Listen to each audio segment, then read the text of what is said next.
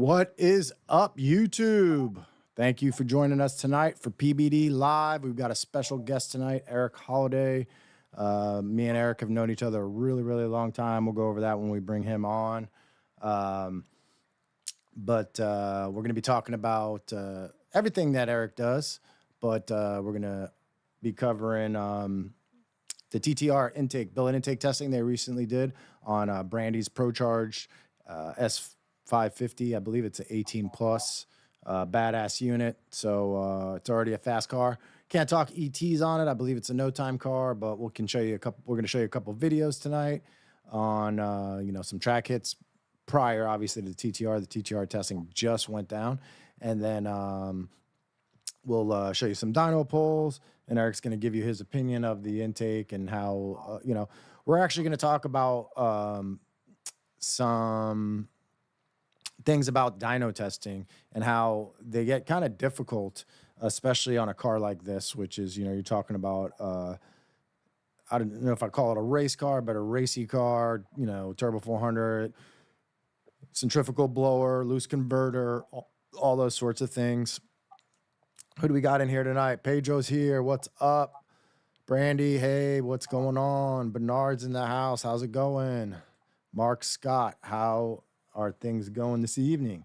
All right, so as you guys know, we've been pushing the TTR intake pretty hard, and it's because I believe in that intake. There's already lots of options on the market, but I feel like they bring more to the table, and they're really open to new things. We brought the first 21 plus F-150 intake manifold to market. The first tall deck outside of MMR, who makes the tall deck block. We're the first ones to come out with an intake for that. Really flexible. We've got a bunch of other things in the pipeline, not Ford only either. So, keep an eye out for that. Anyway, how's everybody doing this evening? It's another hot one here. Unfortunately, the AC was off when I got here, so I'm going to be sweating my butt off because I don't think it's ever going to catch back up. But let's talk about our guest this evening. We've got Eric in the house from JPC. Eric's been involved in racing for quite some time. For those of you guys who don't know, Eric used to race NMRA himself, and we'll talk about that. And then he's transitioned to being, really sought after tuner in the standalone world, and FuelTech. He does other things, but FuelTech is his main jam. I'm sure he can do just about any standalone out there, and he's done some really fast stuff. So we're gonna go ahead and bring him on in just a couple minutes. Get some more people in here. Sucks to be you. Hola, Ken. It's 112 there. Where are you at? That sounds like Arizona type temperatures to me. I was out in Arizona a couple months ago, it's probably a couple months at this point. Time flies. But it was hot. It kind of felt, it's just a different way. You hear people say it all the time. It sounds cliche, but it's a dry heat in Arizona and a super wet heat here. And I'm not sure which one I prefer. Neither, not this hot, but the dry heat definitely sneaks up on you. I was really dehydrated out there because you're not sweating, and that's a big problem to keep track of what's going on. But right now, all I can tell you is I live in South Florida, and it's miserable here. I posted it on my status, and a bunch of people that live around here were trying to say, like, oh, it's like this every year. It's like, no, it's not. It's extra bad this year.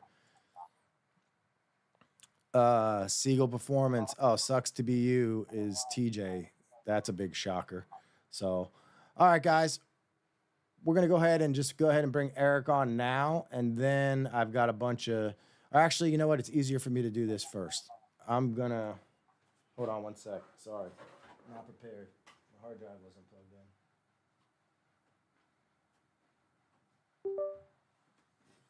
Since we're going to be going over the TTR intake, I know a lot of you guys have seen this intake manifold before, but let's show it off real quick.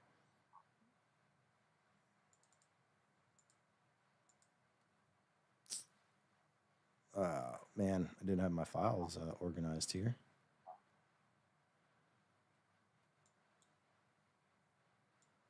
One second.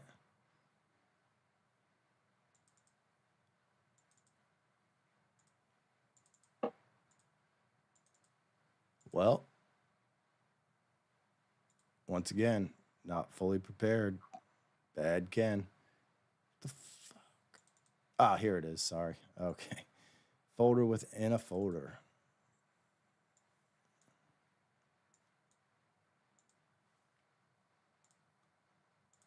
So this is the TTR intake you guys have all seen.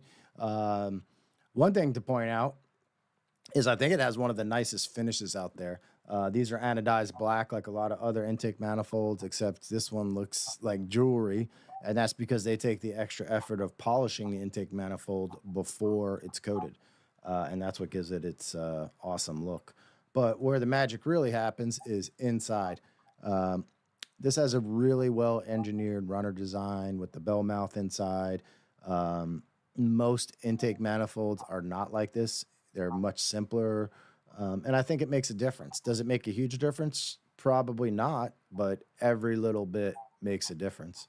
You know, and this intake manifold is also available with a burst panel on the top for, you know, people running methanol and things like that that may need that for race environments, or it's just, you know, not an awful idea, period. But that's basically it. And this is all born out of the carbon fiber intake manifold that you guys have seen before. And I don't have any pictures of that handy, but the carbon intake manifold, you can pretty much depend on having almost the same exact performance as this one. It's just made out of carbon fiber. It's a little bit lighter. Obviously, it's beautiful, although the billet one is beautiful too. When my car comes back out, I will be, you know, I'm a carbon guy. My car has got a lot of carbon on it already, and it's going to have a lot more. So, you know, the carbon one makes sense for me. But, you know, the billet one's a little bit more budget friendly, and the main reason we came out with that. So, Brandy, yeah, I don't know. That might be Eric making a little bit of noise. Jessica, what's up? Yeah, the runners are tapered. They're. I might be able to post some pictures of that at some point of some internal stuff that like cutaways. It's a really awesome setup, though. Eric said he had to back out and completely out of the video, so there is definitely some weird thing going on. Hopefully, that's not something to do with Eric. Tony says he's here vacationing in Florida. What's up, brother? All right, we're going to go ahead and bring Eric on. Hold on. Let's see if I do this correctly. All right, there we go. I think this is right. All right, you're live, Eric. What's up? Thanks for joining us. How's the weather up there? It's warm, but good. It's cooled off a little bit, so it's not as bad as it has been. Yeah, it's been hell dynoing cars down here. I was dynoing a car today, and it's like I didn't get out my weather station, but to see the grains. But it's like 60-70% humidity, 95 degrees, so definitely a lot of water in the air. So let's talk a little bit about the car that we tested this intake manifold on, and then we'll circle back on just general stuff that you guys handle. How long's the car been running that you guys tested this on? We just got this car built. It was a long process all last year. We got it running really early this year, probably January, February, I think was the first time we dynoed it. Mm-hmm. And then had been racing it since March, March this year, basically. Gotcha. And let's bring everybody up to speed on the specs on the car. I know it's a no-time car, but I don't know what you want to talk about, but at least what blower's on it. It is a F1A 94. Okay. Pro Charger. Gotcha. With a gear drive. Awesome. and that's Yeah, we could pretty much talk most of the details of the car. It's not that secret. We've posted a good amount of it on our Facebook. Probably just not talk about what it runs to the eighth mile because they do run that no clock class down at MIR. okay, cool. Is that what they're mainly running the car in? At least right now, since it's a newer car, obviously they haven't been around a bunch, but is that their main reason for building it? Yeah, they actually, it was pretty interesting. They used to run it at MIR a few years ago, and it was like in a list format, basically, like a top 10 list. Okay. And anyways, Brady and Tommy really enjoyed it, so they brought it back to MIR and they sponsor it and reorganize the whole thing. They run the whole deal, so they both have cars and they both race in it, and it's a lot of fun on Friday nights down at MIR. That's awesome. I wish we wish we had a track at all now. But Yeah, yeah, I think over in Bradenton they get a lot of that stuff done. Is the audio sounding okay for most people? The balance between me and Eric, that's one thing I was having a little problems with earlier. Just want to make sure everybody can hear both of us well, or just not me too loud, stuff like that. So anyway, and then it's got your typical turbo 400 setup in it, I would assume. yep, yeah. It's got turbo 400. It's got a Neil Chance torque converter. That car has a solid axle conversion, and it's got that TRZ kit in it. Okay, yeah, I was going Um, to ask you about that. It's really nice, so I figured it yep, had that on it. IRS yeah. life is We not got fun that for wheel TRZ offsets. kit. They talked about doing like a real four link in it, but obviously that gets real spendy. So we opted to do the TRZ kit, and it's been working pretty good so far. That's awesome. Yeah, the car looks really really cool. Let me see if I could bring up a picture of it really quick for everybody. Let's see. Yeah, let me see if I can actually play this video.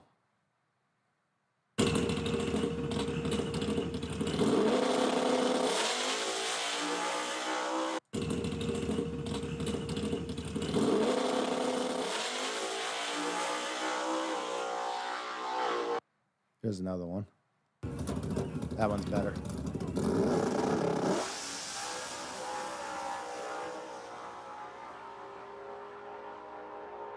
Looks like she won that race. So has it been pretty successful so far?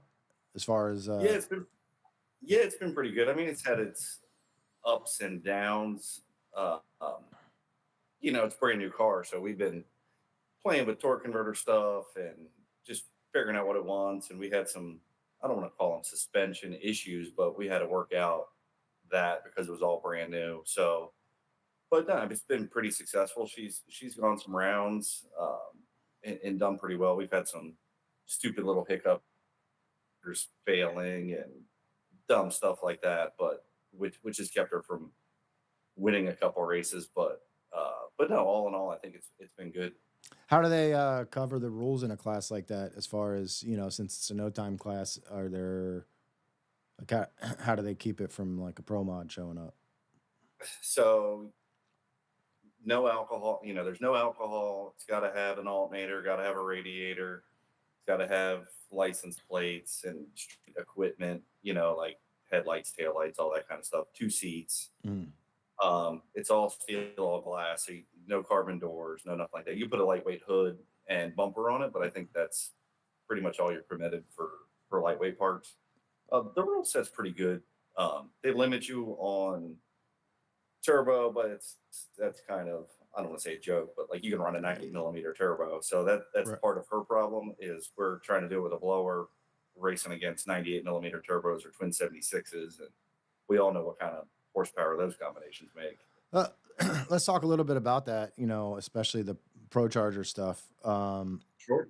What like at what point? What's your favorite blower for that setup? I guess you know, not talking about an all out like alcohol setup. Is that the blower that you would pick right off the bat, or is there a bigger one that you guys might move to, or what? For the Coyote, yeah, I think that we went to the F1A94 because people have already had success with that. Hmm. Like Eric Bartikov has run real well with it. Right. Um, there's been some other people that have run with it, so we know that that's not too much blower. It's not going to create too much drag on the engine and just create a bunch of problems. So we started with that. Ultimately, we've talked about moving up to that F3D 102, which is like the small blower that's legal for X275, Mm-hmm. and that's got a trimmed down exducer on the compressor, so it's not a huge like 12-inch blower or something like that. So I think we might experiment with that Gotcha. and see if it'll run with it, but I guess time will tell. Yeah. Having a slight little hiccup in your video. Hopefully that straightens itself out. You're frozen right now, though. Can Can you hear me you okay? see? Yeah. All right. I think we're good there. Well, Okay. whatever. Anyway, so that would be the next step up. Like, what about? I don't really keep up to date on the Pro Charger stuff, but what about like the F1X? Where does that fall in line with everything? The F1X is that's just an older blower. Um, Not many guys are really running that. I think a lot of LS guys run it. They offer that in some street kits. Right. Gotcha. But I don't know of anybody really pushing that F1X platform other than maybe some of the LS guys. And I just think that's an older, like dated blower. Like they had that F1X 12, which was a 12-inch exuser. F1X, it's basically an F3 transmission. Like if you order an F1X 12 today, it's called an F3R 112 because it's Okay. a 112 millimeter inlet. Gotcha. That stuff's complicated. It's hard to keep up with. I mean, turbos make everybody standardizes everything, but then all these blower guys name their shit all different stuff, so it's hard to keep track of, especially like the F1, F3, all that. If they're naming it the size of the exducer or something like that, it helps, but it's kind of hard to keep Yeah. track of what they're doing. So Yeah, it's basically just a trans. So like you got the F1 trans, which has a certain step up ratio. Then you go to the F3 stuff, which has a heavier duty transmission for the bigger compressor wheels. gotcha. So, so sorry, I just thought about that picture you sent me earlier when you're talking about compressor wheels.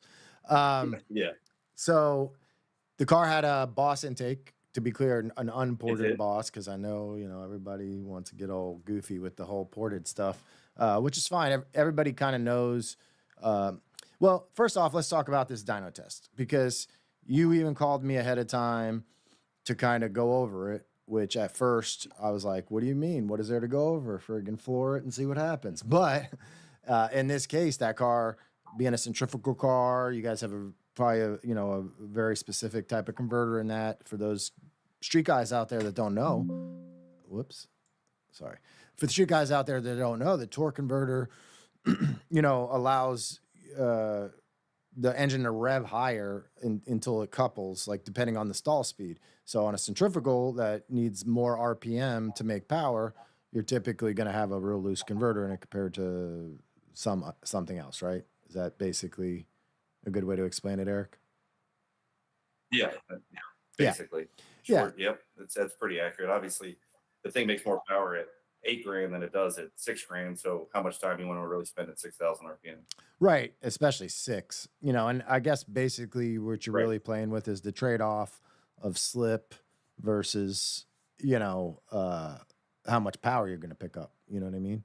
So Yeah. in a case where the power band, if it was like in a stick car or like a locked transmission, it's going to be super peaky on a centrifugal, whereas maybe a turbo car comes up and has a broader power band. So on a turbo car or even like a twin screw car, you might get away with a little bit of a tighter converter because the power band is so wide. On the centrifugal, it's not. So you really let it, just kind of live at that 8,000, right around that 8,000 range. Is that where we're at on her car? Yeah, we're pretty much her converter flashes to basically 8,000. You know what I mean? And we shift at about 8,500. So once it gets over 8,000, it never goes below that the whole run.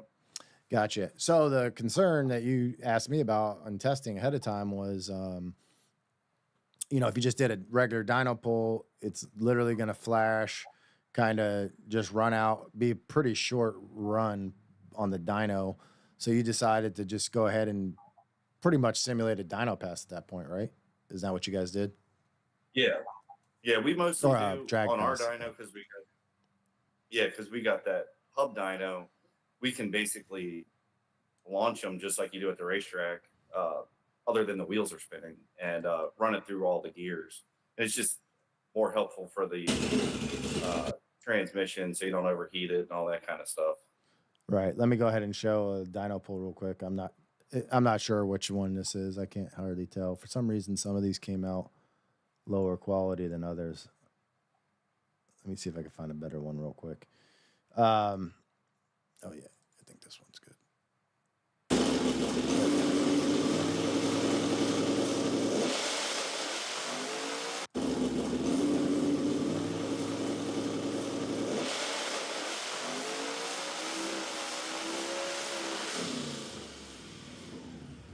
So as you guys can hear there, it's shifting on the dyno. So the dyno graph, even though it's a high stall, there's a little bit of bumps in it because you're going to see first gear, second gear, third gear. And so beforehand, you had the Boss intake on it. And you guys, how much, can you say how much like boost something like this sees? It's not crazy, right? We were making, it was like right at like 29 pounds. Right. Okay. So nothing astronomical. No. Let me go ahead. Well, it's got pretty healthy camshaft and all that stuff. Whose engine do you use in a car like this? Who built the engine? We actually built that engine. Oh, really? Okay, Yeah. cool. Very cool. We built that. Adam worked for us, put it together. Oh, very nice. All right. I'm having trouble keeping track of what's what here. I guess if you want to know anything about the engine, it is a. I got too many videos and pictures. Yeah, unfortunately, I didn't have time to go through them ahead of time, so I just set the whole folder. I believe this Right is, on. yeah, I believe this is the, can you see the live feed or you're not watching that at the same time? Yeah, I can see it. Okay, if you're watching Yeah, I it can live, see it. That's the Boss intake stuff. yeah, this right here, you can see this. Yeah, this is the Boss 1322 and 1329. That was the baseline, right? Yeah, I could see it now. Yeah, there's a little. So we try to do two. There's a little bit of a delay with you watching it like that, but yeah. So right here is the two, I think. Yep, the purple and blue. Yep. Yeah, those are both from the Boss. So as you guys can see from the dyno graph, it actually kind of looks a little bit like a normal dyno graph, but it's not, because right here, I believe you guys can see my mouse. That's first gear, second gear, and then third gear. So those are the two not back to back necessarily, but two Boss pulls that were over top of each other. So why don't we talk a little bit about the challenges of dyno testing, because we had a major little like heart attack when you guys did the first run on the TTR. Why don't you? It wasn't. I mean, you didn't act. I did inside my head when you showed me the graph. But why don't you go ahead and explain a little bit what happened?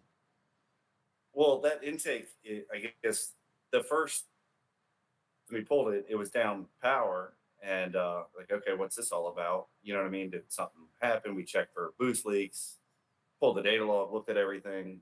Nothing looked real crazy, but I didn't look it over super close. Pulled it again, kind of did the same thing, and then I'm like, okay, what's going on? So we looked at it a lot closer, and then we realized the TPS was only going to like 70 something %.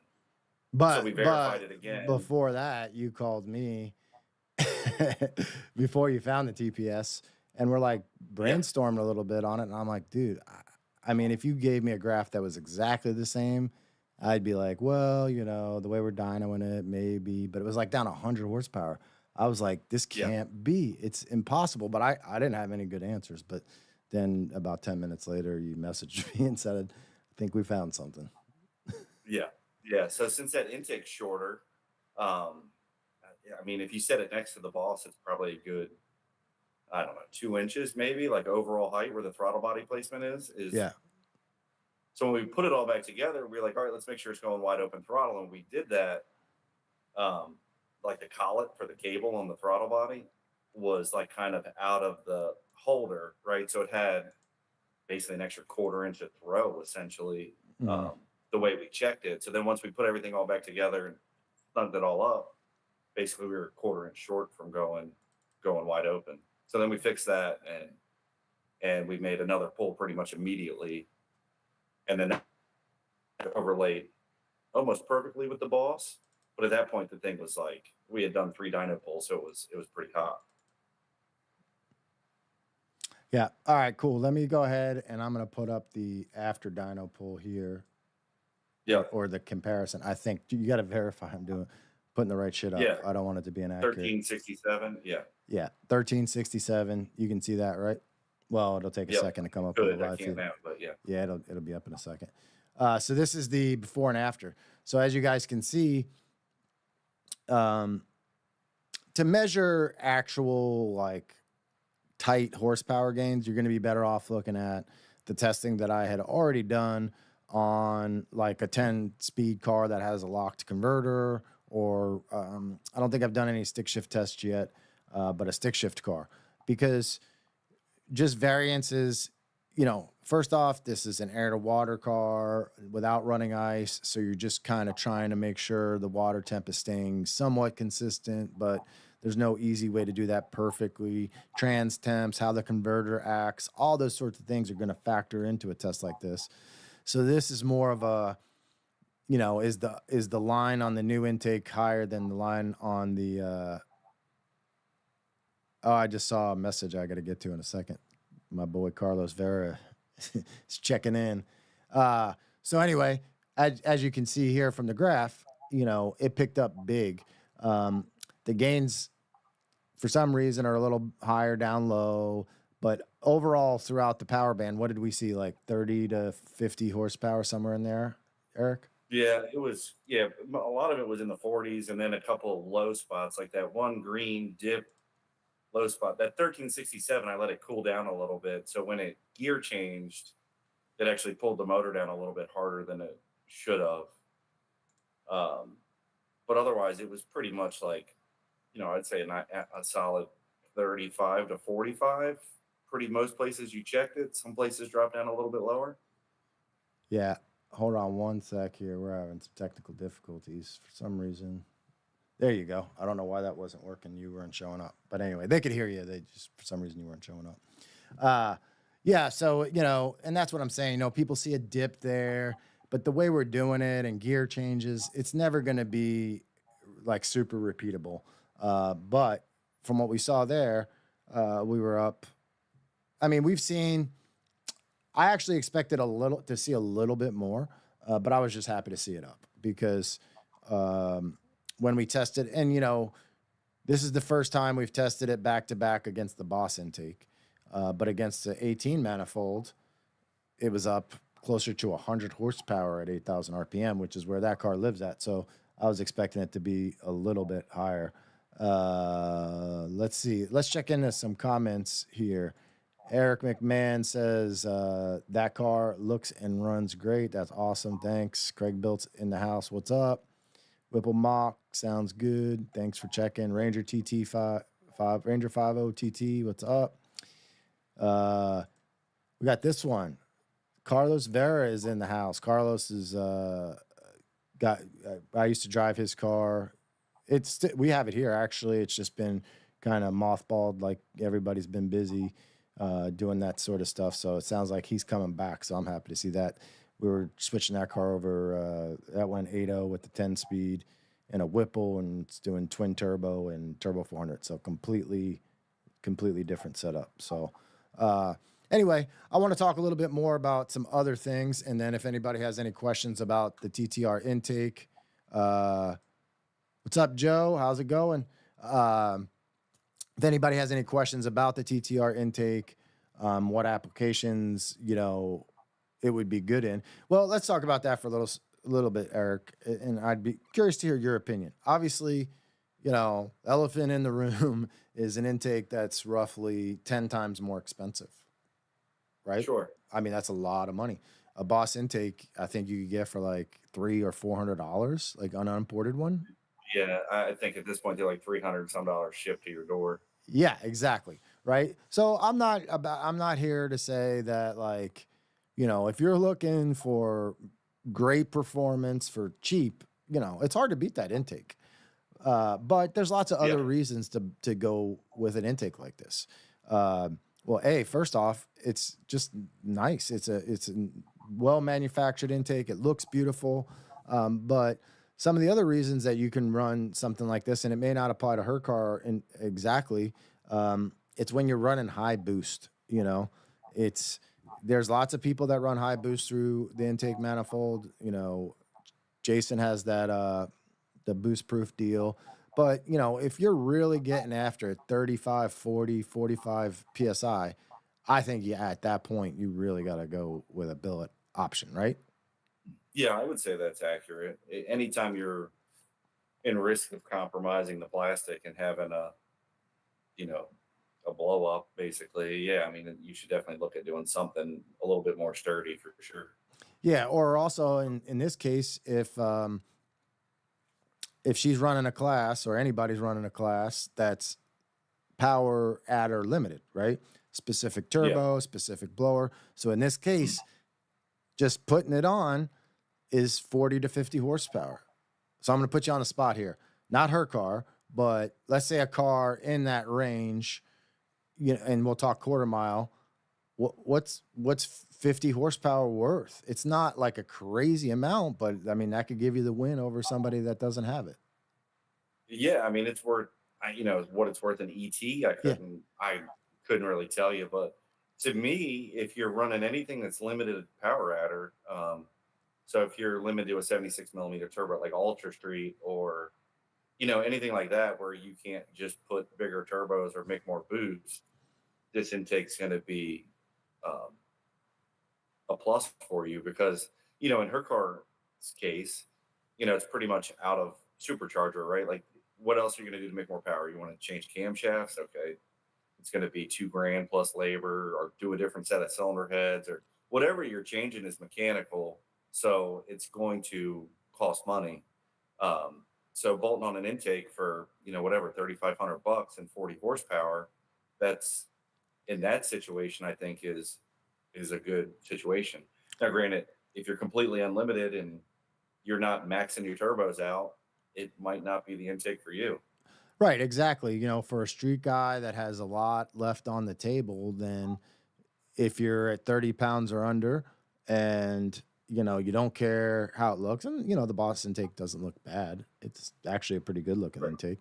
But if you're under 30 pounds and you're not looking for more power, then why, you don't necessarily need it. Now, when it comes to just the looks of it, I think her car looks like it looks awesome on her car. It matches, it's kind of like uh, with the color scheme and everything, it's kind of like a not flashy, but I guess a little bit, it's like whatever. But I think it really adds to it, especially with the way I was curious. I wasn't 100% sure. I actually talked to TTR this week about it because, that intake looks different than most of the anodized intakes, but I Yep. verified with them, and that's because they polish them first because they're going after, they don't want that matte satin look, which it looks Yeah. good that way, No, but I it think, is shiny for an anodized piece for sure. yeah, that's why I really liked it. Yeah, but no, I mean, I think it's a good piece, especially for people like I said that are limited on turbo, or like if you run World Cup in Wild Street, you're limited to 64 millimeter turbos or whatever, and you're going to run them things as hard as they'll run. It's going to be worth some kind of power. Um, how much exactly? I don't know. I don't know if you've ever put it in a situation like that, but that's where you're really going to see the most result from switching to something like this intake. Yeah. So now, you go over to other cars that you work on, you know, I'm assuming most like let's talk a little bit about some of the other stuff you do that people may not be aware of, Okay. especially my audience, which is street focused. Um, Right. you've tuned stuff that's way faster than anything I've tuned by like seconds in the eighth mile, probably. What's the quickest car you could talk about in the eighth mile, for instance, that you've tuned? Um, Is it I guess it'd either be I guess it's Todd's big tire Corvette with the Hemi in it. The one that's not really a pro mod, but running pro mod. That one. Yeah, a stock wheelbase Pro Mod. Um, yeah, I mean, originally it was built for Pro 275, but out where he lives, it's a lot of big tire stuff. So he kind of made it a big tire car, so it's not really built for that. But we've been able to get that to go 372 at 200 in the eighth mile. Yeah, that's just absolutely insane to me. And you said that's a stock wheelbase Corvette Yeah, type of it's a deal. stock wheelbase C7.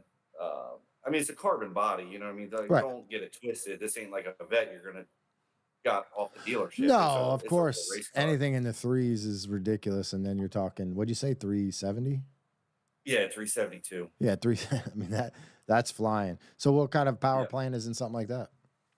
That's it's a 4.9 bore space Hemi. It was built by DeSoma.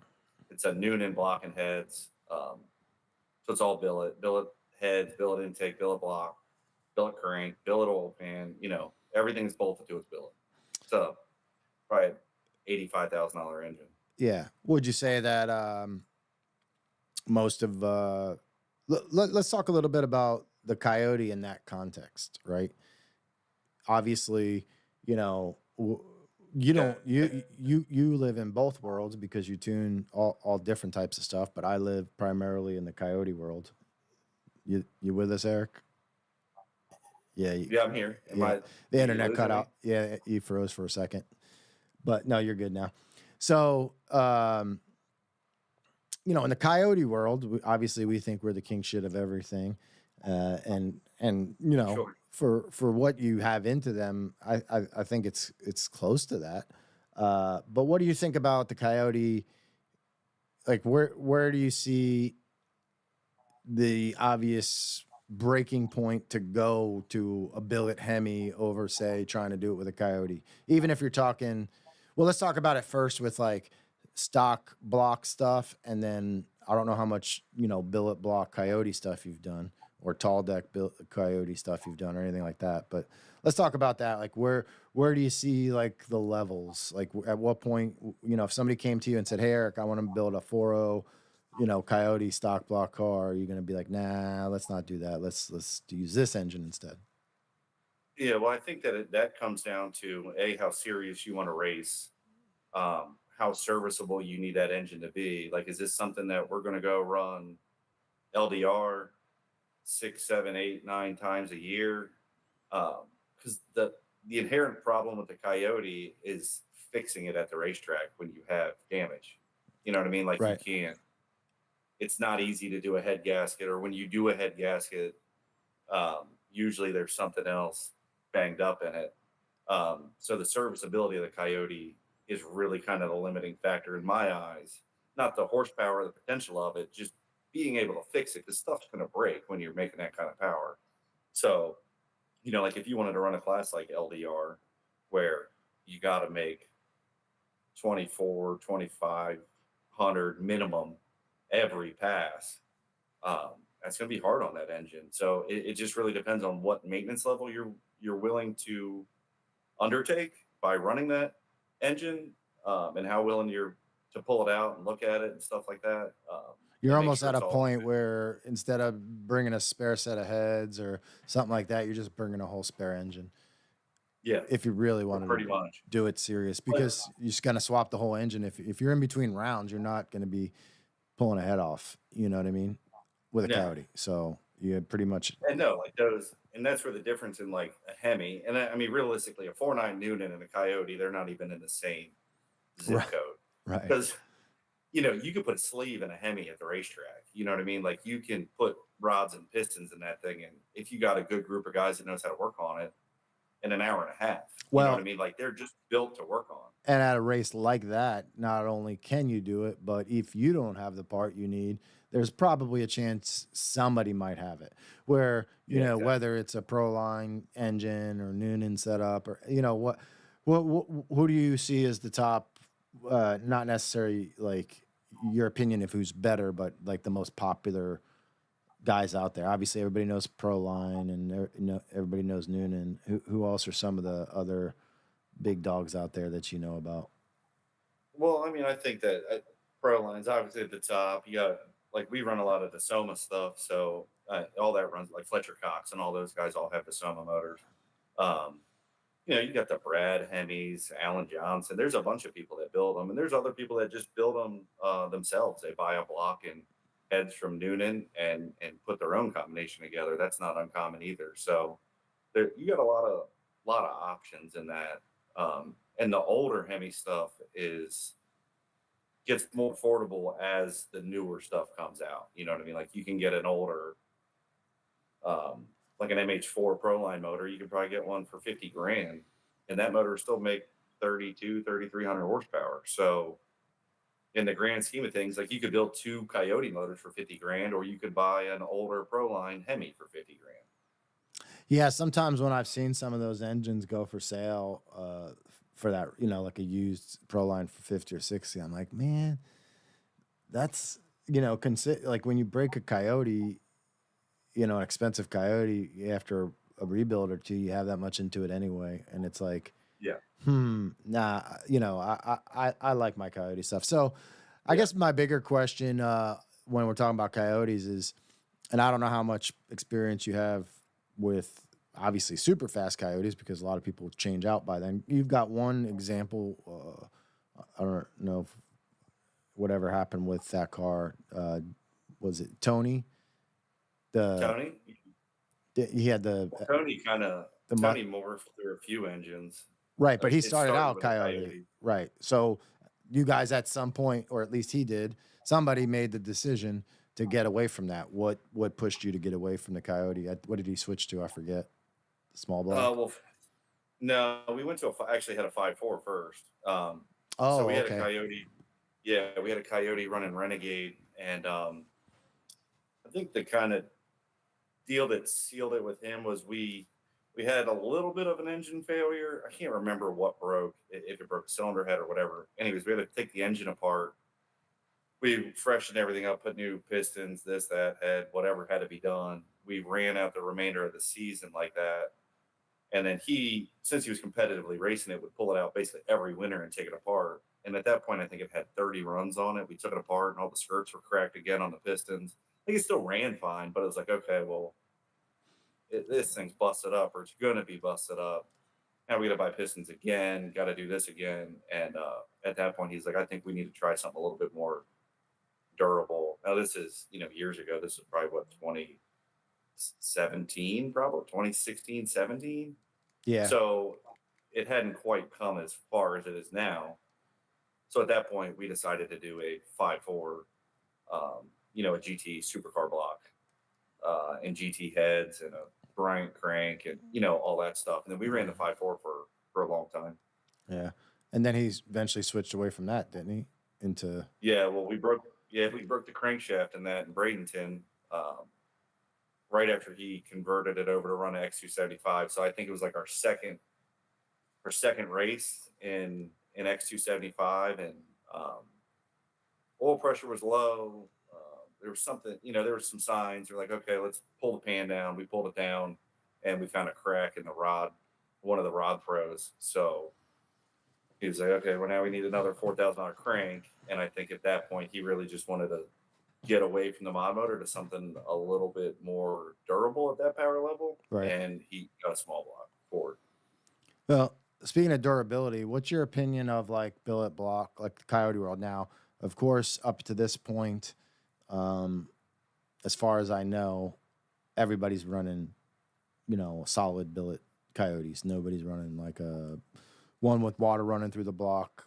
I think MMR advertised one for a while, and I don't know that anybody ever did that. I do know about one coming, which we'll talk about in a minute. But what's your opinion there as far as, obviously you got, Brett LaSala is the most obvious example, where everybody's like, oh, he's pushing the stock block to 3,000 horsepower. But, he's had actually, in my opinion, a low amount of issues compared to most people that would be trying to do that. But he did have issues throughout that. He changed the engine at FL2K, between Friday and Saturday. So people don't see that because he put so much effort into it. He makes it look, oh, I got a stock block and I just went Yeah. 620s and it was no big deal. It's like, no, you guys had to totally redo the engine over the weekend, which that's not any throwing any shade. That's just the facts of it. So Yeah. do you think the billet block brings like that much durability? Like, you know, at what point you, I don't see that many people running billet blocks is what I'm getting at, you know, considering. I don't either, because I think you have this kind of weird in between zone with the Coyote where you got a guys that want to race them, but they always have, that caveat in the back of their head that they want to be able to street drive it, Mhm. or it needs to be a street car. Or it's well, whatever the case may be, like the Dragon Drive, or like that's what Brett does. The Dragon Drive, so it's got to have water in it. So I think that once you're willing to spend whatever it is, 13 grand on a bill of block for a Coyote, and it's going to be race only, you're going to run alcohol, whatever. I think maybe a lot of people look at that and say, well, maybe I should just switch to a different platform that's a little bit, that has more option, right? We can make a bigger engine, or Okay. change the board space, or do something like that. Well, you set the table for the next question pretty nicely. Now, I do know about somebody working on a billet block that is actually going to be tested in a road race car. So obviously that's worse than the street normal street driving. Do you think Right. at that point, not counting price, because I assume it's still going to be that, I would guess that one would be more expensive than a solid block. But Right. let's just say, you know, it's within your budget. I would think at that point, that's going to be a little bit of a game changer. You know, do you think that will allow us to make a lot more power with the Coyote before you see those problems? You know, like for instance, Brett, I think he put up a 3,000 horsepower close to dyno pull, Yep. but then it started like blowing water, I think, on that one. And that was an engine he had run a lot. Yeah. Uh, but so does the billet block? Do you think that's because the block's moving around, or you think there's way more problems than just the block? I guess is what I'm asking. I guess it depends on what problems you want to address. Like, if we want to address just the durability portion of it, I think the billet block obviously is going to be more durable. It's going to hold the crankshaft better. Because I think a lot of the stuff like someone like Brett is dealing with is, the crank moving, bending. At World Cup, I know he had those issues. But I know that they did a billet crank engine for Brett, and I think that helped some of his bearing failures. But the billet block will definitely help you in some durability level. Where that is, I couldn't really say. You know what I mean? Yeah. But then you're still faced with, when you do a billet block in a let's just say small block Ford. Um, we're doing billet block because we're moving the camshaft so that we can put a longer stroke in it and not have to notch the rods. Um, you're doing different stuff with the lifters. A lot. There's a lot of other areas that are addressed in that block to make more power and or decrease failure points. So with the billet block on a Coyote, you're really just doing the block because you don't get any valve train stuff to move. There's not really anything you can move because you got to use stock heads. But the one that's coming, they may be offering it in standard deck, but it's a tall deck. What do you think about a tall deck Coyote? Now, that wasn't really on my radar a ton because it's a solid block. But Right. because I was approached about making a tall deck intake, Oh, obviously. hold on.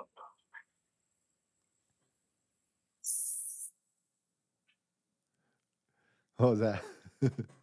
Sorry, when the shot was my air compressor. Oh, no problem. I thought somebody was coughing. You know, the tall deck wasn't really on my radar that much, and then I got approached about making one, and we made it happen with TTR. When I say making one, I'm talking about I help TTR make it. I don't make anything personally. Uh, Right. so now that's on my radar, and now I'm realizing, man, you know, there's a lot of these out there. Not a lot, but you know, there's a good chunk of them out there. But a lot of them are like no time cars. I think Urus, his was tall deck setup when he ran Yeah. 275 in NMRA and whatever other races he ran. That was a tall deck setup. Uh, Yep. what do you think about that? You know, What does that bring to the table over a standard deck? Do you know? I think it brings. I think it opens up your converter options. So there's two. There's I guess people are dealing with the Coyote in two ways, right? Like you got some guys that are just going after a whole ton of RPM.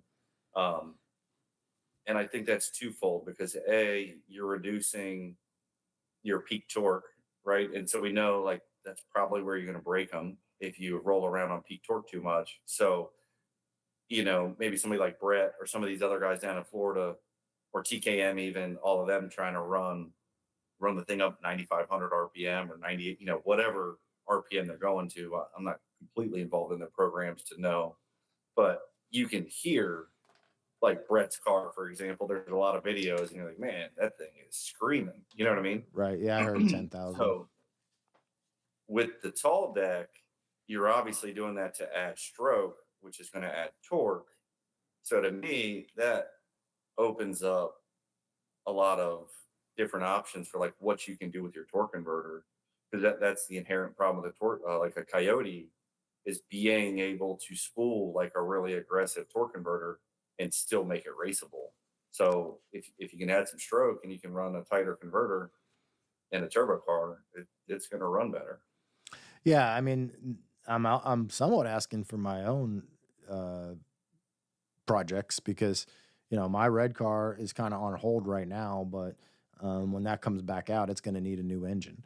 And I want to run.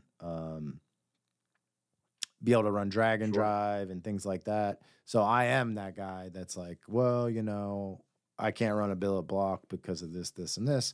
And now with this new block coming out, that totally changes it. So I'm like, I don't even have the budget to finish the chassis at the moment. So I'm dreaming a little bit about a $13,000 block or whatever it's going to be. But in my mind, you know, partially I go, well, the water billet block makes sense. But then when I go tall deck, I'm like, well, you are adding stroke, and do we really want more stroke in that setup? I know obviously you're adding displacement, which seems like it would always. There's never a negative to more displacement, I don't think. But if you're adding it via stroke, I don't know what that does to your RPM ranges and things like that. So, but then I see all these crazy cars running it that I can't really talk too much about because you know how the no time thing is, but they're no time cars. And it's like, well, those guys are running it, but are they only running it because it's like, oh, it's bigger? Or, are they running it because it's actually a better combination? Yeah, well, like here in your comments, FB67 Mustang, Todd Spears runs a billet Coyote in his no prep Mustang, and that car hauls ass. You know what I mean? That car's fast. And Craig and Daniel from Triangle Speed Shop help him, and we talk a lot. Me and Craig, we're really close. Talk a lot about race car. Things durable. It's got more stroke. It's a bigger motor. Um, can you hear me? Yeah. Yeah. Okay, it looked like it locked up. It did for just a So second, but we were good. yeah, to me, that's like the best mod motor engine to run is that 5.4. And when you go to that tall deck Coyote, now you're kind of using Coyote heads on something similar. So, do you think, obviously, there's never been an aftermarket Coyote head, as far as I know, right? But I heard somebody was working on a billet head. So, what do you think about that? Obviously, you know, the Coyote head works phenomenally. What kind of things would you address in a head like that if you're able to just not start from scratch? Obviously you're stuck with the bore spacing and all that. So what are they doing? Moving valves around? What do you think? Well, I mean, you're going to get better head gasket sealing. You know what I mean? Because you're going to have a solid surface to Right. clamp to. So that's a bonus. Yeah, I don't know what else they'd be moving around because like you're kind of getting into some weird territory there. Like if you're going to move the valve train, that's going to require a different camshaft to some degree. Right. Um, That's true. so The so are you going to make cams for it too? Like I guess you're limited if you're going to run Coyote cams and yeah. chains and all that kind of stuff because you start moving a lot of that too much, and then Um, Yeah. you got to make a lot of parts to make it go together. Yeah, where my head goes is, well, now you have a Coyote head all set up in CAD. You got your tall deck water block all set up in CAD. Sure. And you slice between each cylinder and just stretch it out a little bit. And what about a big bore billet, all billet Coyote? I mean, that'd be pretty That'd be cool. badass. Yeah, I mean, I think the tall deck Yeah, can because if they already. could open up the bore space. Right, right. The main reason we can't do that now is because you'd have to have a head. But it's like, well, shit. Yeah. If these guys already got a head, I can't imagine it's that difficult at that point if the block people and the head people get together to come out with a large bore deal. Now, at that point, you're talking about a fully billet because that, then you're definitely got custom camshafts. You have a very custom crank. What do you got? $100,000 Coyote at this point. I don't, Right. at that point, is it just easier to go with like, a full on race Hemi or something like that? Probably. So on those sorts of things, like, since you're around, you're doing the tuning, you don't work on them that much, do you? Or do you like the Hemis and those sorts of things? You're mostly tuning them? I mean, yeah, if I'm there, I'll work on them. I'm not necessarily flying in anywhere to go work on the cars. You know what I mean? But like, if something needs to be done and I'm there helping them, like I'm going to help them work on it. But Yeah. uh, So on something like that, obviously, we sort of romanticize it like, oh, billet, Hemi, Pro line, this and that, blah, blah, blah. But it's not all fun and games, right? I mean, something like that has, even though it's easier to work on, you're probably working on it a lot more, like compared to like a hydraulic friggin' Coyote that like you can yeah, literally like change the spark. Obviously you're not running 360s with the Coyote either, but right. let's say you're more in a more reasonable, like, not reasonable, like still super fast, but like say 420 to 450 car, 430 to Yeah. 450 car. A Coyote would actually, if everything's going smooth, is probably less to do, right? Aren't you Yeah. constantly It's like definitely adjusting low things on it? maintenance. Yeah. So like, I mean, on a, a lot of mod motor and Coyote guys don't even know this sort of stuff, but like, you're adjusting valves how often on a setup like that? Like you're checking that stuff Every run. every run, right? So people Yeah. don't realize it's like, yeah, this super fancy badass shit is what the fastest guys run, but it's also like, you It's a know, lot of work. what do you do between rounds with a Coyote? There's nothing to do. You You check the put a fan on plugs. it, Yeah, look. charge the battery. Exactly. All right, let's look at a couple comments here real quick. See if we got any Sure. questions. Eric says, "What kind of eighth mile times could I hope to get with pump gas turbo Coyote Mustang?" Um, it just kind of depends. When you say pump gas, if it's a stock engine, you're pretty limited to roughly 700 wheel horsepower. So it's going to kind of depend on how heavy it is and how you get after it. But you're talking. What do you think, Eric? Like a 700 horsepower Coyote car is going to run like a high six at best, probably. Yeah, maybe Yeah. mid Yeah. sixes and the eight. I Yeah. don't know. It depends on how heavy it is. Yeah. Yep. Uh, I had a question up here. Oh, I already know the answer to this one. Were the air velocities like on the intake? We're not checking any of that stuff on flow benches. We don't have that capability here. That's not the kind of stuff we do here at Palm Beach Dyno. That's why we do real world testing, right? And in this case, Eric just slapped it on the car. You can go watch my videos where literally, Eric has to change some things in the tune because fueling can change because the intake manifolds differently the way the standalones work. But on a mass air car, I slapped that thing on and didn't touch the tune, ran it from 900 horsepower to 1300 horsepower, didn't touch it. And you can, to me, I think that's one of the best ways to measure it on a car like that. Obviously, we're not checking it at the really high horsepower because we only went up to like 1300 on that car. But when you have like a car where you don't have to touch the tune and you can just slap it on and do back to back, it makes a big difference. Well, that's also like too on my end with the FuelTech.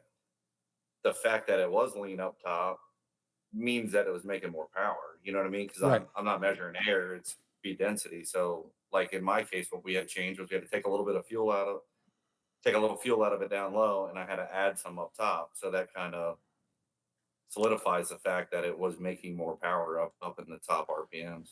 Yeah, and what a lot of people don't realize is the more fuel you burn, the more power you're going to make. Now, of course, if you just make it richer to burn more fuel, that's not going to work. But you know, Right. with whatever you consider your optimal air fuel ratio, if your fuel flow goes up, then you're making more power. It's just simple as that, right? That's Yep. where the power comes from. Um, Eric says, I'm just now learning that the truck Coyote engines are different than car Coyotes. Do you like the truck engines? Yeah, especially the 21 plus truck engine. You guys messed much with the new F-150 stuff, Eric? It's got a yeah, it's Yeah, a little bit here and there, nothing serious. yeah, the 21 plus is its own thing by far. It's got variable displacement shit in there. As just a pure power deal, the 21 plus truck engine is awesome. I'd say it's probably somewhat comparable to the 24 Gen. They're both kind of Gen 4s, but they're just completely different. Gen 4 F-150 versus Mustang. But there definitely seems to be something there to me, right? Like 24 Mustang Whipples, yeah, it's a new blower, but it makes way more power than a Gen 3. Same thing with 21 plus F-150. They just do much, much better. And they just rev so much better. The RPM range is better. I believe it's probably the heads. And then, of course, 21 F-150 has the Predator style block. It's not a Predator block because they have different requirements in the block with the new heads, but it's the same benefits that you get from the Predator block are there. Greg Herbert, what kind of durability are you guys seeing with sleeve Coyotes in the 1,000 to 1,200 range? What have you guys seen there? I mean, at that level, I have seen zero issues. I mean, of course, you can always like lean on something too hard and break it, but 11 to 1,200 on a sleeve Coyote should be extremely reliable. How about in your guys' practice? Yeah, I haven't seen any problems. I think I just did a swap car the other day that was like a stock Gen 3 short block, and I think we made like 1,050 or 1,100 with it. You know what I mean? So Yeah. And you could talk about the Predator engines. I mean, we on the regular make 11 to 1,200 on like almost all the higher end builds that we do. And we really haven't had almost any issues with engines except for cases where, you know, the thing was really abused or just something else happened that caused the damage, but not just pure, I gave it too much power, you know? right. Let's see who else we got. Craven says a big block Chevy or big block Ford are basically the same size physically as a Coyote. What benefits would a Coyote have over a big block platform? Well, you can answer that better than I can. Now, I think he's asking on a traditional big block, not some billet like, you know, pro line type deal. So, Yeah. what do you No, think? he's got like a Steve Morris 572 or something in his car. I know Craven. Oh, okay, gotcha. Yeah. So he's basically saying he's just messing But with he's it. got a Coyote too. He's Okay. got a turbo Coyote, and then he's got another like a twin turbo big block. Uh, he got a whole a fleet of cars, really. But yeah, I mean, what advantage would the Coyote have over a big block? It's minimal. You know what I mean? If you're going Well, to do drag and drives, you get better fuel economy. yeah, I think that's really where it comes down to. Once you get super fast, there's not going to be an advantage. But in that like pretty fast to very fast range, the Right. Coyote's going to be, unless it breaks, is going to be almost no maintenance, hardly. You know what I mean? Yeah. Like, Well, that, and I think that like in more stock form, the Coyotes, probably got an edge on the big block. Like I'm talking like you just have a big block and a Chevelle that like a 454 SS, like a kind of a stock big block versus stock Coyote. The Coyotes probably got more potential in stock form than a big block Chevy would. But once you start building them, yeah, it doesn't really have an advantage. Right. Well, and the same conversation comes up in the whole LS versus Coyote thing, or just anything versus Coyote. It's like it depends on what you're talking about, right? If you're talking about a stock LS, like a legitimately stock LS, the Coyote kills it, with what it can do. But, not many people are running a stock camshaft in an LS or even the stock heads, I'm guessing. Right. So if you're really comparing it that way, then the Coyote kills it. But most people don't run an LS that way. So you have to talk about it Right. like how they're actually running it. Uh, Yeah, it's like one of the first miles that you put heads in a cam and an LS. Here's a good question. I think this is my buddy Walter. He's got a Pro Charged. This car I asked you about, actually, Eric. I don't know if I told Walter that, but when I said I was talking to my guy, this is my guy. That's your This is the guy that was having problems. It was a Pro Charge S550 IRS car. That's, I was asking about gear sets in the Turbo 400. Remember that? Yep. Yeah. He's asking, does FuelTech have a plug and play harness for Coyote? I wouldn't say plug and play. If you go to our Facebook page, the JPC Facebook page, I actually did a video on FuelTech's harness on how it would work on a Coyote and what you had to change. Right. It's pretty short. It's like 3-4 minutes. But they have what's called like a pro harness. It's got forward numbering.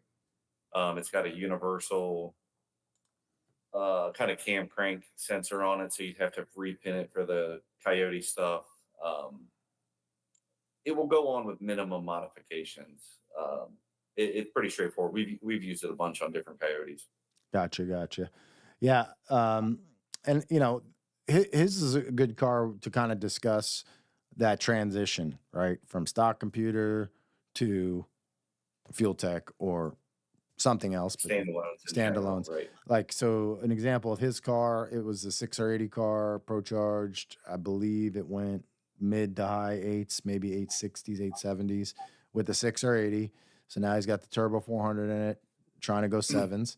And, I don't know if he thinks this. I feel it was a slight step back, like any kind of mod is when you have a pretty fast car.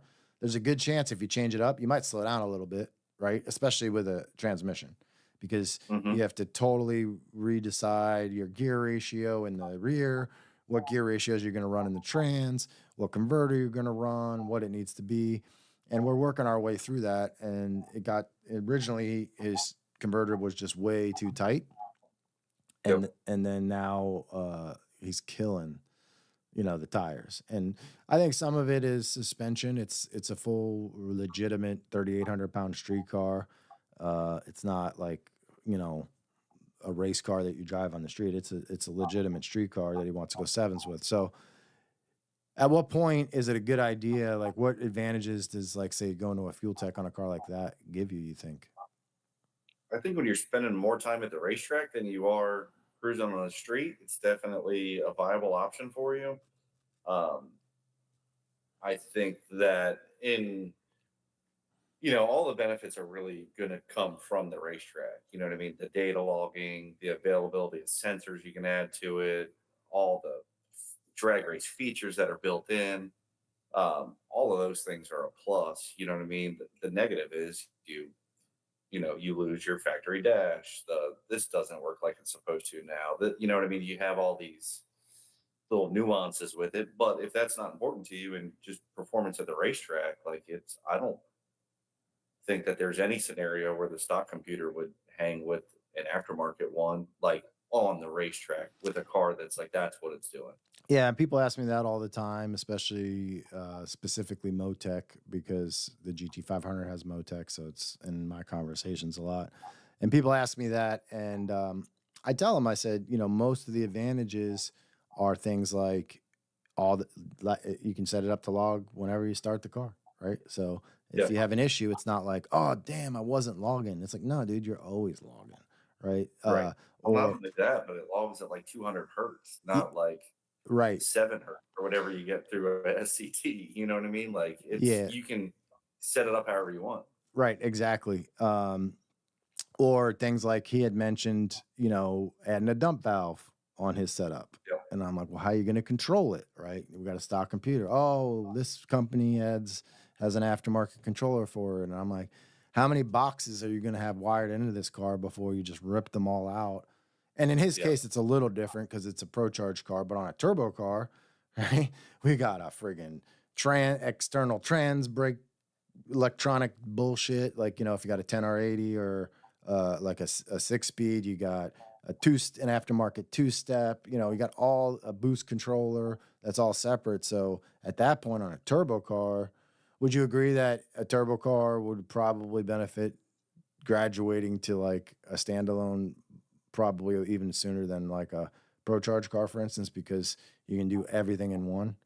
Are you do Yeah. are you using FuelTech for boost control, or do you typically use an external boost controller? No, I use the fuel tech on pretty much everything's done within that. Bump box, fuel tech, two step, three step, traction control, everything can be done in the fuel tech. Right. So if you're talking about a stock computer car, like that's like four boxes. Like my car is a good example. I got a 6R80 and I have a 6R stager.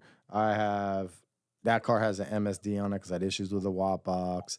It has a ZT2 data logger that interfaced. Well, actually, I took that out. I put an AIM dash in it that logged all my CAN stuff, but then it allowed me to add, all these other Additional sensors. sensors. I had a friggin' uh, dump on my 6R80 car just to get it to work because I had some stupid cams in there that I didn't feel like touching. So we put a dump valve on the 6R80 and, I'm logging pressures on that and all, but it was like a science experiment. Whereas, Yeah. and I had to do that because I had the 6R80. That car is coming back out with a 6R80, but once I either break it too many times or I go sixes with it, then it'll get a turbo 400. And then my guess is, probably a fuel tech or something along those lines. I'm not really sure Yeah. exactly. Yeah, like the fuel tech's cool for like a turbo car because you gotta either leave with a whole bunch of RPM or you gotta lower a lot of timing out of it to get it to spool up. You know what I mean? So like the fuel tech, for example, when you use a trans brake input through the fuel tech, it literally has its own timing table for when you're pushing the trans brake button. You know Right. what I mean? So when you push that button, it defaults to a completely different map. So if I want to pull it down to 8 degrees, at 4,400 until it makes 19 pounds of boost and then feed the timing back into it, you can do all of that on top of their rev limiter or two step has the ability to retard timing in individual cylinders while it's on the two step. Right. So when it's on the two step, it'll pull cylinder number two down to -2 degrees, but it won't pull all of them down so that it pulls the motor off the two step. It'll literally just pull number two down, then it'll pull seven, then six, then five. You know what I mean? It'll bounce them around to keep all that exhaust heat. So you could, if you want to leave with 30 pounds, dude, we can leave with 30 pounds. You know what I mean? Like you could make it on the two step, no problem Right. at 4,200 RPM. Since we're talking about standalones, why don't we kind of address a little bit like the brands, right? So obviously, the popular brands are FuelTech, Haltech, Holley. Would you say those are the top three? Motec, of course, it's Yeah. not as popular in drag racing, probably somewhat due to just cost, right? When Yeah. so it's never really, especially in our world, uh, Yeah. I've used all of them, uh, and I've used Motec a lot lately, and I totally see the why people that use it love it, but it's just so much more expensive and you can get so much more done and make the car oftentimes in drag racing just as fast. Like if you're trying to do other things, the Motec brings more to the table, like their integrations into the car, and so the stock dash does work, shit like that. But that doesn't matter at the racetrack. When it comes down to the racetrack, you can get the job done with any single one of them, pretty much nowadays. Yeah. Before, there was big differences between them, but nowadays they're all really, really good. So what sets I know the answer and why I would pick Fuel Tech, Motec or Fuel Tech would be my choice. But why do you guys, JPC and you as a tuner, prefer Fuel Tech? Primarily because I think we're mostly doing drag racing. So they make a lot of the stuff that you have to do. in Holley. So in Holley, you got the ability to create what they call an advanced table. So, you could just use a simple feature like a two-step and a three-step. So basically, we can have two-steps. So I can turn my two-step to 40, 400, say, but I need a spool of turbo, so I want to set my three-step to 3,000. Well, it'll run at 5,000 on the three-step until I achieve whichever boost target I'm looking at, and then pull it down to the two-step. That's just you check a box in FuelTech to enable that. And Holley, you have to basically create a table to do that. And then all the conditional stuff like only work when I'm pushing the trans brake, put this kind of a delay of seconds on it, yada, yada, yada. It's not difficult. It's just more time consuming. And then you have to go in the map and you have to add all these features. Whereas in FuelTech, if you're drag racing, all that stuff just has to be turned on. Like, okay, three-step done, traction control done. You know what I mean? You don't have to build all the stuff yourself, essentially, which for me, when you're doing a bunch of them, it saves you time. You know what I mean? And time is money, and you can do more cars at the racetrack and do, you know what I mean? Right. When it's just easier. Well, and I think there's a reason for that. And correct me if I'm wrong, but I think it's because of the people behind the company, right? Yeah. I know Anderson. I believe he's part owner, right? And then there's But he is the owner of FuelTech, or is it like the whole global FuelTech? He is number one. And then you got FuelTech USA, which is a subsidiary, which is probably what you're who's about the to other lead guy? into. The And FuelTech, Lewis? Look, yeah. Is he owner or Lewis, just? I think, has some type of stake in the company. I But don't know all of. Anderson's Yeah, the top guy. Anderson's the top dog. Yeah. Yeah, because I actually went to FuelTech USA to meet with Anderson, like when the FT 500, like first, I think it was, or 400, 450. I don't know. When Keith Berry was running it and nobody really, like it was just really starting to come to the US and Proline. For those of you that don't know, Proline they're still involved, right? Same as it was. Yeah. Yeah. Yeah. So Proline. Petty and Dillard are both partial owners in FuelTech USA. Right. So basically, what they had when it was a Brazilian company was pretty good. The hardware was pretty rough, to be honest. Right. Yeah. Like the plug sucked. That's why I went up there, because I lost my shit and called them and was like, guys, how could you ever put this plug on? It had an old school, like electronics, like almost like hobby type plug on it, and everything would be fine. And then it would for like a JPC radio or something. Yeah, and then it would start missing, and I'm like, "What the fuck's going on?" And then you'd wiggle that plug, and it's like, "Oh, it's fine." All of a sudden, so I went up there, and he really won me over. Even though I don't do, we were doing like a Texas Mile car. It wasn't even a drag car, and I literally picked it because it was like, "Oh, well, that's the new cool shit that everybody's talking about. Let's try it." And there was a lot of things I liked about it, but what I really loved about it, and it's the same reason I like the TTR guys, is they're open to like just making their shit better. Like they're not going to just feedback. listen. Yeah, they're totally open to feedback, like with no attitude, no like every time you say something, oh, there's a reason we do it that way. There's a reason we do it that. No, no, that's stupid. We don't want to hear it. Yeah. No, like I called them. This was probably 2 or 3 years ago. I was helping Aldo Welds with the car. He had a FuelTech, and I honestly had mostly only done it on race cars, nothing that drove on the street. And he's like, "Hey, dude, this fan just runs all the time when it's at temperature." So I'm sitting there looking like, "Oh, that's weird." Let me look. There was no option to be able to only make the fan work when the engine was running.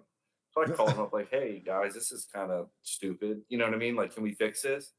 Dude, the next firmware had a fix for it. Like you set your minimum engine speed for the fan to work. You know what I mean? So like they're super open to any feedback from anybody. If they're able to do it without like completely rebuilding their software, they'll try to appease you to some level. Right, and to me, that's the point. Is it's the owners that make the company. I always go back to that, but they're at the races. Like who Holley's a publicly traded company. Is there like even one guy that's in charge? Oops, sorry, one guy that's even in charge of the standalone stuff? Well, like Rick Anderson. I mean, we all know Rick. Well, Rick yeah. Anderson. Like he's like, if I got a problem with Holley, I got to call Rick. But like Rick's one dude trying to help everybody. Exactly. And like, oh, you're like, oh, we know Rick, but the problem is everybody knows Rick. So, Right. and I guess that's what I'm getting at is I see a lot of people put up polls and things about like what standalone to use. Holley or FuelTech seems to be Haltech. I don't know why Haltech doesn't get as much attention. I think they're really good too. Uh, I like FuelTech too. yeah, It does work well. yeah. But most of the people they don't mention what you meant. That's why I asked you without telling you where I was going with it because I liked your answer because it was actually technical in like based on like, oh well, this is easier. It's pre-built in features, which partially is because the guys are really involved in racing, and then you obviously have Eric and Petty involved, so they're gonna want certain things in there, whereas the people at Holley are just like, well, you can do that shit yourself. Like we gave you the Well, tools. yeah. I mean, if you look Yeah. at it from Petty's perspective, right? Like he's at the racetrack tuning how many cars? You know what I mean? Right. 6, 7, 8, 10. And these are all 3,000 horsepower cars, not some like little stuff we're doing. You know what I mean? Like But I'll tune a 3,000 horsepower car. He's tuning a dozen. right. So, and I'm sure when he's like, okay, this is pissing me off. I need to be able to do this faster. I need this to be The- easier. Like it's getting done. You know what I mean? Because he's out there using it, racing it, yeah. doing stuff with it. I but what I was gonna get at was the customer service is what everybody says. And I agree 100%. And I don't even hardly mess with this stuff, but we put a Holly on Coffee Man. I don't know if you remember him back Yeah. in the day, but we put a Holly on his car. It was one of the early Coyote cars to have a Holly on it, and it was a fucking nightmare, dude. It was Yeah. insanely retarded, waiting on hold for half an hour, not getting any help, and then Fuel Tech, you get all sorts of help. Let's look at a couple Yeah. comments here real quick. I'll read them so that way you can hear them because it'll take a minute before you can see them on the screen there, Eric. Eric says, I saw Cletus McFarland put an outboard crankshaft support on the end of a Coyote truck crank with a blower to keep from breaking the snout off the crank. What are your thoughts? I think those are a great idea. Um, for the most part, I don't really see any negatives to it. I don't see that it being absolutely critical to have to do, but it's good. Um, I'm guessing most of the blower stuff you do nowadays is all crank drive stuff, right, Eric? Yeah. Pretty much. Pretty Yeah, much. Other than the street cars we built at the shop. yeah. Do you guys use crank supports on the belt driven blowers? We did like Brandy's car before when it was still like 10R80, like car you drove on the street. It had a crank support on it. Gotcha. Eric is asking you, Eric, how much can you bore or hone a stock sleeve before you take out the plasma coating? Obviously, on a plasma bore block. Do you know anything about Yeah, that? I mean, I think that's a slippery slope there. Like, I think some people say don't touch it, other people say you can. I don't think there's any real good resource out there for that right now, to be honest with you. Like, Yeah, people ask it's me all the time, and even though like a Predator in a GT 500 setup, we're making 1,200 horsepower without sleeves or anything. Mhm. If I'm building it, I'm still putting sleeves in it. Like I can't. I mean, it makes more power, right? Like, because you eh, get better ring seal. Yeah, Now you got ring sealing to steel. Like, I you're gonna could. have less blow by. It's stronger. Yeah, people ask me all the time about sleeves, and I'm like, dude, there's never a situation I would build an engine that I wouldn't put sleeves in it because I always Right. want to make as. Plus, you got to think about reselling shit, right? Like, unless you're the type of person that keeps things forever, if you go to try and sell a built engine car that's fast, but it doesn't have sleeves in it, you'll get at least 20 to 30% less interest in it, right? And like, that thing doesn't have sleeves in it, right? Because no matter what that person's going to do with the car, everybody thinks they're going to go, 15, 1,600 horsepower, even though it's like a 1,200 horsepower car. So people want to have room to grow. So I think sleeves are, sleeve it always. Matthew Smith asks, will Justin ever bring his car back out? What's up with that car? Mhm. Is it still around? Yeah, it's sitting next to the dyno with a car cover on it. Oh yeah. Is he, Yeah.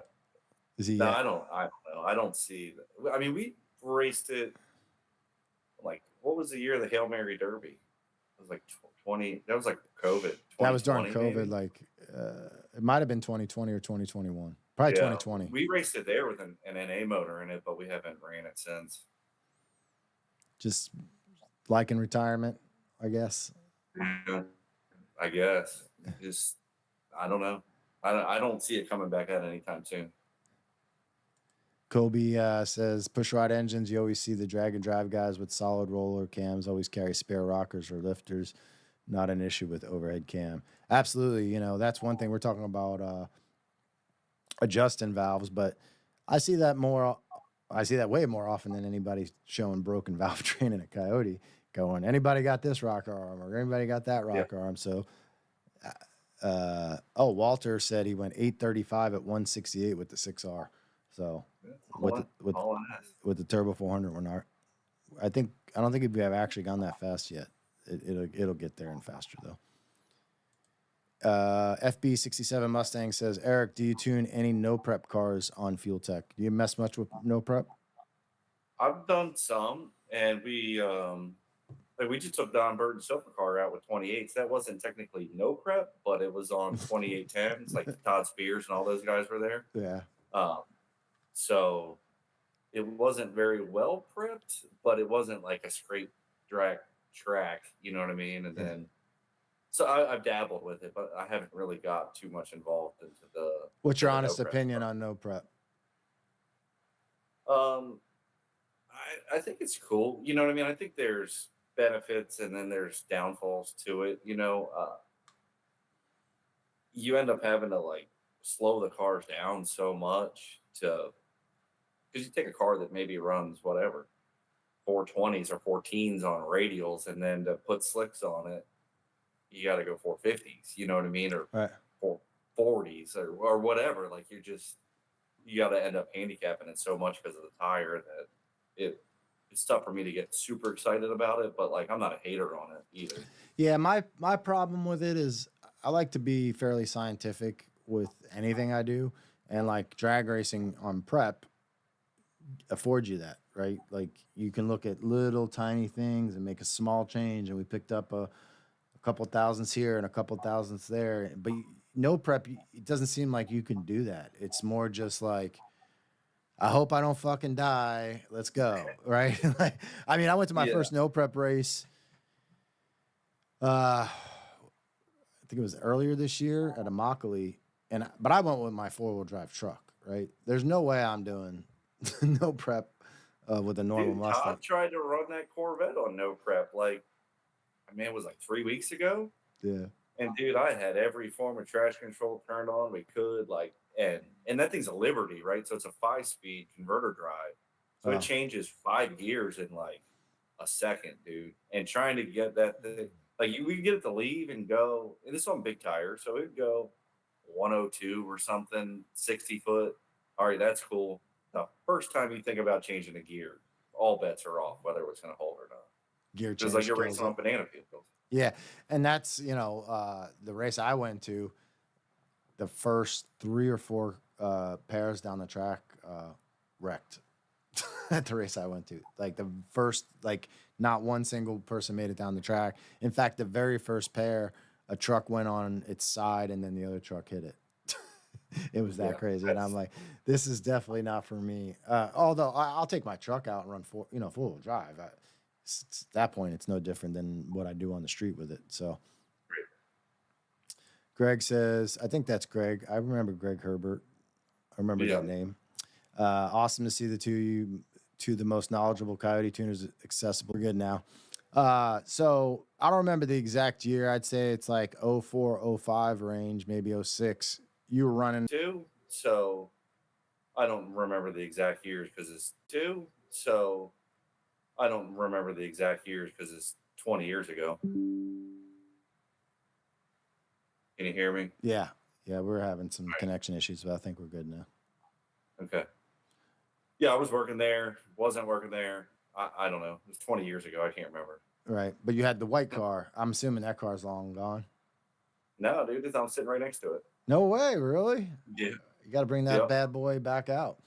So back in the day, people probably don't know this, but I owned Modular Depot. JPC was definitely way, way, way, way bigger than I ever was. But we saw some successes and we had some pretty good rivalries in the slower classes. I'm talking, factory stock, pure street days, and you were running factory stock against Gifford and a few other Yeah, people that I we were the helped. Or two valve guys, man. We were the only two valve guys in the class. yeah, and then I was helping Sean Johnson back in those days too. So, but so we were kind of rivalries, not me and you personally, because I wasn't racing factory stock. I was tuning the cars, but you made the trip all the way from Maryland out to Ohio for me to Yep, tune on your car.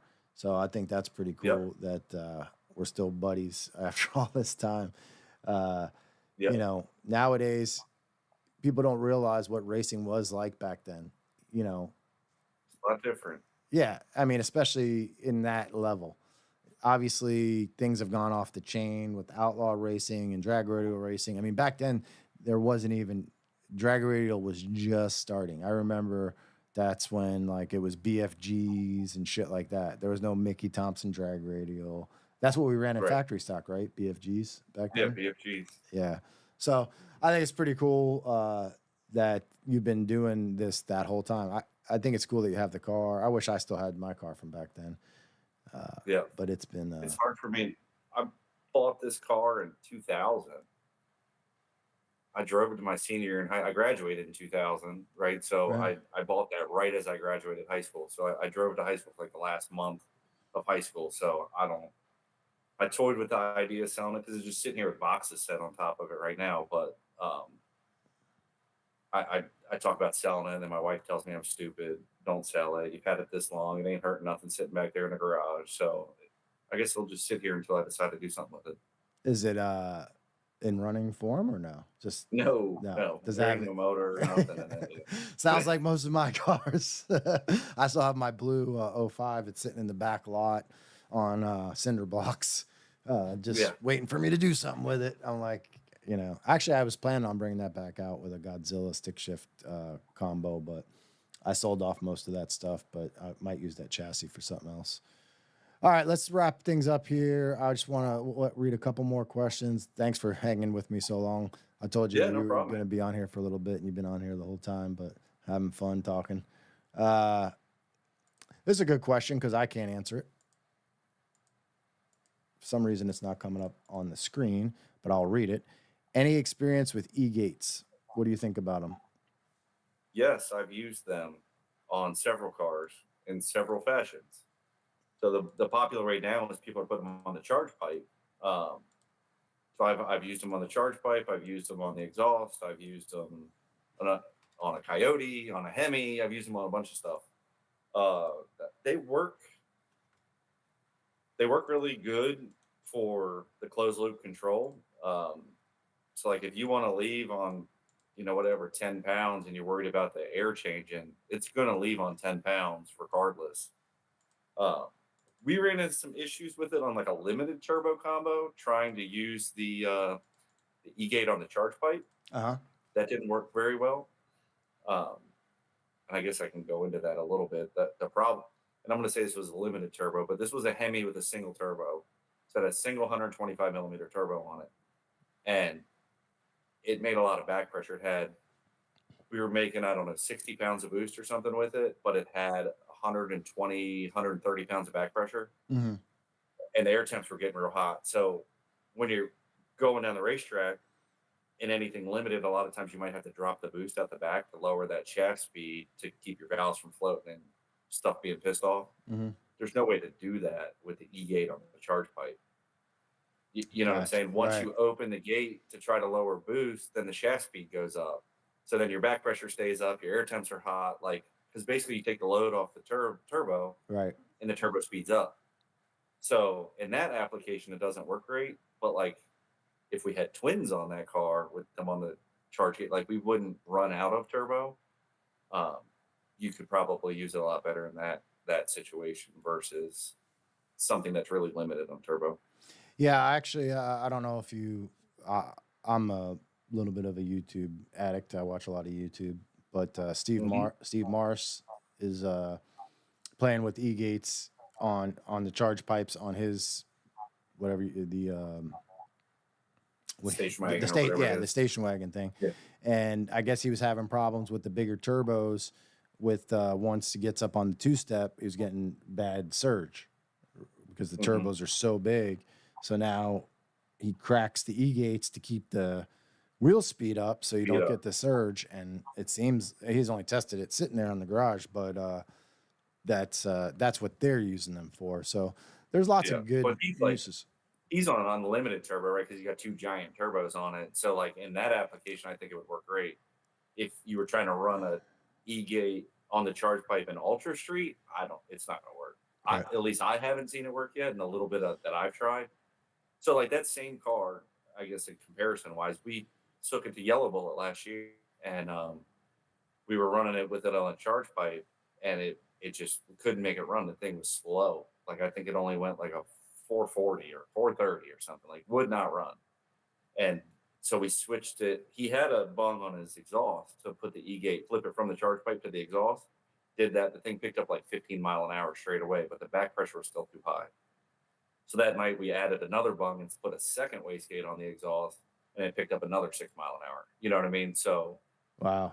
that's proof in the pudding right there. Like just being able to get rid of that back pressure on that combo was just like the mile an hour. It was like we couldn't go 170, and next thing we're going 195. You know what I mean? Like it Right. was math. So obviously on the charge pipe, there's a huge advantage to the E gate over trying to do that with a regular wastegate. I don't know if you could even, but on using it as a traditional wastegate, do you see much advantage for the E gate? To me, I mean, I'm buddies with Marty at Turbo Smart, and but to me, I'm just like, I don't see the use. I see the use case on the charge pipe, but I don't see how it helps you on the exhaust. That's all. I think that on like the really, really big power stuff, like I don't know if you saw that video FuelTech did the other day. They made like 5,400 horsepower or something like that. I heard Steve Petty. I saw somebody said Steve Petty I think broke the yesterday. internet. Yeah, it was 50 something. So that must have been the same one. I didn't see the video though. Okay, so on a car like that makes, whatever, 80 pounds of boost and 5,000 horsepower, it's probably not achieving peak boost until the end of the run. Like, so their boost curve is literally the entire run, where stuff like you or I are more dealing with, it's like, okay, we're putting 30 on the gate or 50 on the gate or whatever we're doing at 1 second or 5 tenths. Like, we're bringing it all in really fast on the smaller power stuff.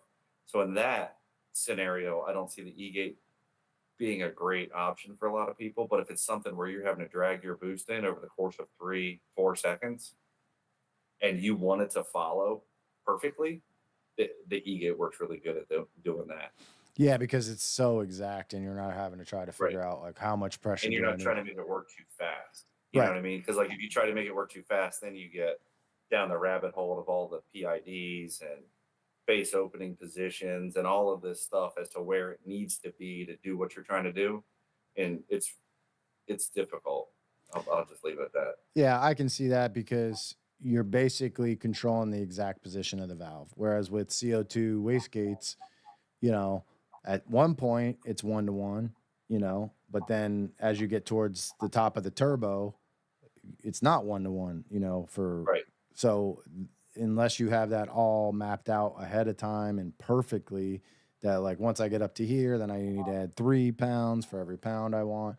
Whereas with the E gate, it's It in, does it does have closed loop, which is nice. So like if you tell it I want 40 pounds of boost at 4 seconds or 2 seconds or whatever, it's gonna correct itself to get to that 40. You might have the hump and a deep, you know what I mean, where it's mm, kind of chasing itself a little bit to get there, but it does have pretty decent correction, but it's just like any other thing, like a wideband. If you're completely off on your wideband, that thing's gonna chase because it's gonna, oh, it's so rich. I'm gonna pull 15. Oh, that's too much. Now I gotta add 5. You know what I mean? And it starts doing that when you're completely out in left field. So right. if you're close, it's not too bad. It works okay, but it's definitely not a catch all. Right. No, I totally get it. All right. Well, it's getting late. I want to go ahead and wrap things up. We got one or two questions here, maybe. Scott, oh, my comments aren't working all of a sudden. Something broke. All right. Well, Yeah, we're I just, was, we're I going to had go. them up on my phone and I wasn't seeing a bunch of them come through. Yeah, it's well that, and then like I have a thing where it puts it over our video, and that stopped working too. Real quick, this is a good question. How do we rate the Holley sniper race intake compared to the others both of you have tuned on? Um, Not very good. What's your opinion of the Holley sniper intake? I've I seen it. haven't really tried it back to back to anything. Like I haven't seen it be like a complete negative.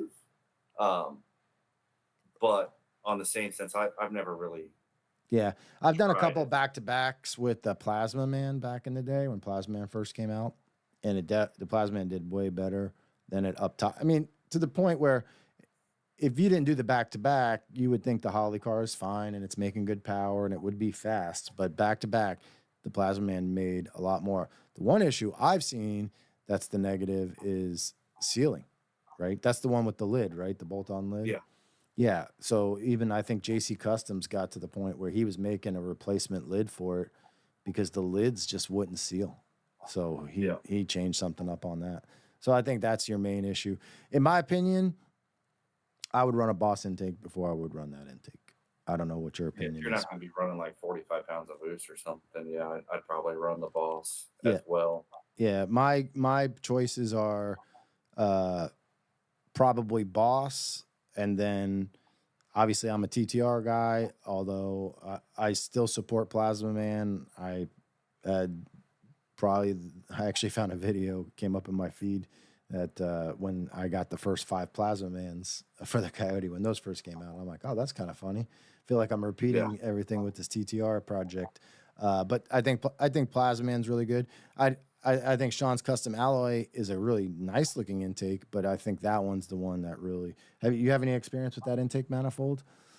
I personally don't. I know that it was tried in some Ultra Street cars, and I think they went back to the boss Yeah, intake. it's totally opposite of what they would want. That's a 10,000 RPM intake for sure. Yeah, You know, the runners are shorter than the Plasma Man and the TTR, and the cross section's bigger, and they've got huge taper to them. It's just that intake performed a decent chunk worse than the Plasma Man and the TTR in my testing. So, anyway, I want to thank you for joining us tonight, Eric. I really appreciate it.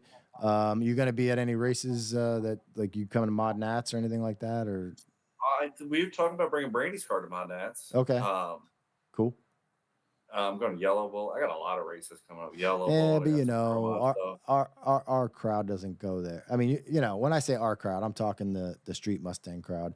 These Yeah. guys will probably be at FL2K, which I doubt you. That's not your kind of race, really. Well, they got 850 index at Yellow Bull. It'd be like the 860 car. Just Actually, 10 you know minutes. what? I actually when Yellow Bullet first came out, I was big on Yellow Bullet for him, and I was like, someday. That was when 850 was fast.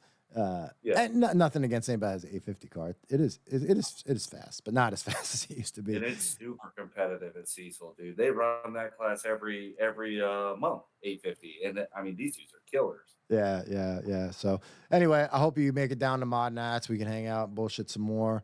And anyway, I might go to NMRA Bowling Green. I guess that's on the discussion. I don't know whether I'm going yet or not, but I may be going to Bowling Green. I don't know if you are, but yeah, you know, dude, it's hard when we talk about NMRA. It's a tough topic for me because it's the whole reason I'm in this business because I just started doing that and got sucked into it because of the NMRA. right. But I'm kind of like honestly negative on the NMRA just because like there's just like other than Renegade, like you know, 860 Street Race is cool. We've got awesome customers that run it. It's a cool class. A lot of people show up, but like if I was racing, I wouldn't mind racing that class. But as a spectator, I want to see really fast shit. You know what I mean? And it's just been a constant like decline on that topic with NMRA. You know, we went Pro 5.0, then just all right now. Okay, we're getting rid of that, but we got Super Street Outlaw. Okay, now, okay, we'll get rid of that. Now we're gonna do Renegade. Well, you know, now it's 8th Mile, and it's like, dude, what's the fastest quarter mile class in NMRA? You know, 860. 860 street race, dude. That's bad. That's bad. I'm sorry. There's Yeah. just no excuse I for that. think I haven't been to an NMRA race in a while, really, since they got rid of Super Street Outlaw. We used to run Tony's car there every weekend. NMCA, NMRA, we were back and forth between the two. But when they got rid of like X275 slash Street Outlaw, we stopped going and started doing Ducks and US Street and, going to all of those races instead. Yeah, yeah, and that's unfortunate. And they've added all this monster truck and like Yeah. motorcycle shit, and for You the can't even park. Remember we used to all park in that back little y- circle track? Like you yeah, can't even park there anymore when you go to Bowling Green. that's the drifting area, Yeah. which is fine. But to me, it's turned into a little bit more of like a generalized show than like a serious race. Yeah, I think bowling, and I think you're right on like Bowling Green and stuff like that. It is a little bit. It's not definitely not as serious as it used to be. Like I used to love going to Bowling Green every year. That was like my favorite race to go to. Like championships were on the line. Everybody was breaking their shit. Everybody had their motors out at the end of the night. Yeah, We were getting torn down and tech. You know what I mean? Like whatever. Like all of that stuff was going on at Bowling Green. It's just not that anymore. yeah, yeah. I'd like to bring that back, but maybe it's just time. I don't know. I'd like to someday be in the outlaw world doing, you know, what you're doing as far as the duck type races, yellow bullet, X275 or something. But we got to get Trump back in office before I have any shot at affording that. So, all right, bro. I really appreciate you hanging out for so long. Thanks for coming, and I'll see you hopefully at Mod Nats. All right, sounds good. All right, later, bro. See ya. All right, guys. Thanks for joining us. Really appreciate you hanging out for so long. This was a little bit of a long one. Lots of cool stuff to talk about. So far, we've been keeping up weekly. I'm going to try and do one every week. If you guys got any suggestions, this was a nice little experiment having a live guest, and it worked out well. So maybe I'll do that. Obviously, we have our podcast, which Eric will be on the podcast eventually when he makes it down here to Florida to do that in person. But these live feeds work well for just like remote type interviews and discussions. So hope you guys enjoyed that, and I'll see you on the next one.